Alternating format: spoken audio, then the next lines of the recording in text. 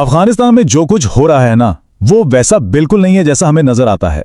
ये सिर्फ सरहदी झड़पों की कोई कहानी नहीं है, ये तो एक आलमी शतरंज की बिसात है और हम सब इसके चौथे और शायद सबसे खतरनाक खेल में दाखिल हो चुके हैं। आइए जरा इसकी गहराई में उतरते हैं। तो पाकिस्तान और अफगानिस्तान के ताल्लुकात में जो तनाव हम देख रहे हैं, ये असल में एक बहुत गहरे, एक बहुत बड़े स्ट्रेटेजिक मसले की सिर्फ कुछ अलामात हैं।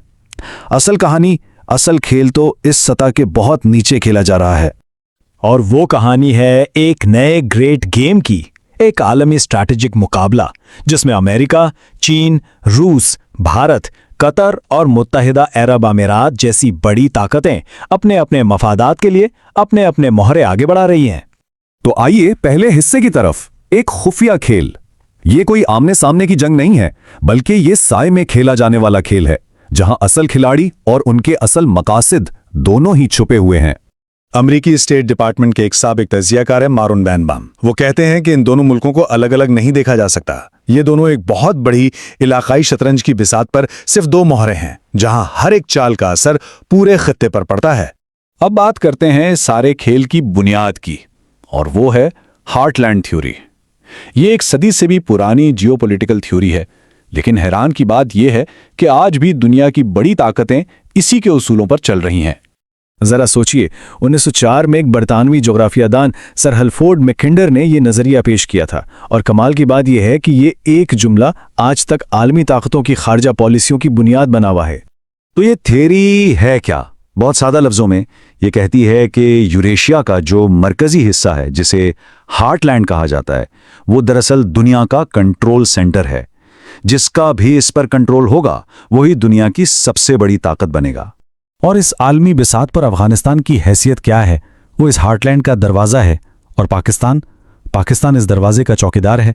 बस यही वजह है कि ये दोनों ममालिक हमेशा से आलमी ताकतों की खींचातानी का मरकज रहे हैं। लेकिन ये खेल आज शुरू नहीं हुआ, इसकी एक बहुत लंबी तारीख है। तो चलते हैं तीसरे हिस्से की तरफ, हरीफों की तारीख। आज जो कुछ हम देख रहे हैं वो दरअसल एक तवील कहानी की ताज़ा तरीन किस्त है। पहला ग्रेट गेम बरतानवी और रूसी सल्तनतों के दरमियान हुआ, जिसने अफगानिस्तान को एक बफर जोन बनाकर उसकी मईशत तबाह कर दी।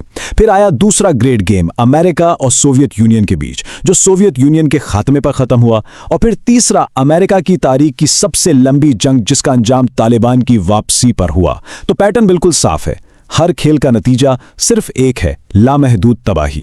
तो अब हम इस खेल के चौथे और मौजूदा दौर में दाखिल हो चुके हैं। यहां खिलाड़ी भी नए हैं और उसूल भी नए हैं। देखिए, 2021 में जब अमेरिकी फौजें यहां से निकलीं, तो एक बहुत बड़ा खला पैदा हो गया, और इस खला को पुर करने के लिए चीन, रूस और भारत जैसी ताकतें फौरन मैदान में उतर आईं। खासतौर पर चीन और रूस मिलकर मगरबी असर और रसूख को चैलेंज कर रहे हैं। इस सारे खेल में चीन की दिलचस्पी की सबसे बड़ी वजह है अफगानिस्तान के कुदरती वसाइल। अंदाजा है कि इनकी मालियत कम से कम $3 ट्रिलियन है। जी हां, $3 ट्रिलियन। ये इतनी बड़ी दौलत है जो आलमी ताकत का तवाजुन भी बदल सकती है। तो हर खिलाड़ी के अपने मकासद हैं।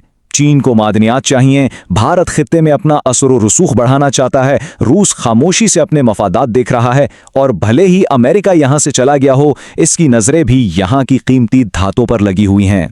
लेकिन इस आलमी खेल के बीचों बीच इस खित्ते के दो सबसे अहम किरदार, पाकिस्तान और अफगान तालिबान, खुद एक इंतहाई खतरनाक मोड़ पर आ खड़े हुए हैं। हालात कितने संगीन हैं, इसका अंदाज़ा इस बात से लगाया जा सकता है कि इंटरनेशनल क्राइसिस ग्रुप ने पाकिस्तान और अफगानिस्तान के ताल्लुकात को दुनिया के 10 सबसे खतरनाक तरीन तनाज़ात की फहरिस्त में शामिल किया है। तालिबान इस वक्त एक बहुत ही पेचीदा जाल में फंसे हुए हैं। देखिए, एक तरफ टीटीपी है, जिसके खिलाफ वो फैसला कुन कार्रवाई नहीं कर सकते क्योंकि उनके नजरियाती और कबायली ताल्लुकात हैं। लेकिन अगर वो टीटीपी पर सख्ती करते हैं तो उसके जंगजू दाइश खुरासान में शामिल हो सकते हैं, जो खुद तालिबान और पूरे खित्ते के लिए कहीं बड़ा खतरा है। तो ये एक ऐसी सूरत हाल है जहां इधर कुआं तो उधर खाई। और दूसरी तरफ पाकिस्तान है, जिसका स्ट्रेटेजिक डेप्थ का पूरा नजरिया अब उसी के गले पड़ गया है। यानी जिन ग्रोहों को कभी असासा समझा जाता था, आज वही मुल्क के लिए सबसे बड़ा खतरा बन गए हैं। तो अब आते हैं आखिरी और सबसे अहम सवाल पर। अफगानिस्तान और पाकिस्तान दोनों के सामने एक वाज़ेह इंतखाब है, तिजारत करनी है या तबाही। चीतम हाउस जैसे थिंक टैंक्स का तज्जिया ये कहता है कि अमन अब कोई ख्वाहिश नहीं बल्कि पाकिस्तान के मुस्तकबिल के लिए एक मुआशी ज़रूरत है। क्यों? क्योंकि पाकिस्तान का सारा तरक्याती मंसूबा CPEC मुकम्मल तौर पर अफगानिस्तान में अमन और इस्तेहकाम से जुड़ा हुआ है। तो ये ताकतवर सवाल दोनों ममालिक के लिए दो बिल्कुल मुख्तलिफ रास्तों की निशानदेही करता है। एक रास्ता मुसलसल जंग और तबाही की तरफ जाता है और दूसरा रास्ता आपसी ताउन और खुशहाली की तरफ। ये समझना बहुत जरूरी है कि अगर ये लड़ाई जारी रहती है तो बाहर की ताकतें इस आग को हवा देती रहेंगे।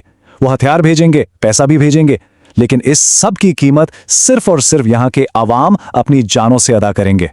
तो आखिर में याद रखने की बात बस इतनी है कि इस ग्रेट गेम में बैरूनी खिलाड़ी सिर्फ सरमायाकारी करते हैं, पैसा उनका, हथियार उनके, लेकिन जो खून बहता है वो हमेशा इसी खित्ते के लोगों का होता है। अब सवाल यह है कि क्या इस खित्ते के रहनुमा एक बार फिर बैरूनी ताकतों की बिसात पर मोहरे बनेंगे या वो अपनी आवाम के लिए एक मुख्तलिफ, एक बेहतर मुस्तकबिल का इंतखाब करेंगे।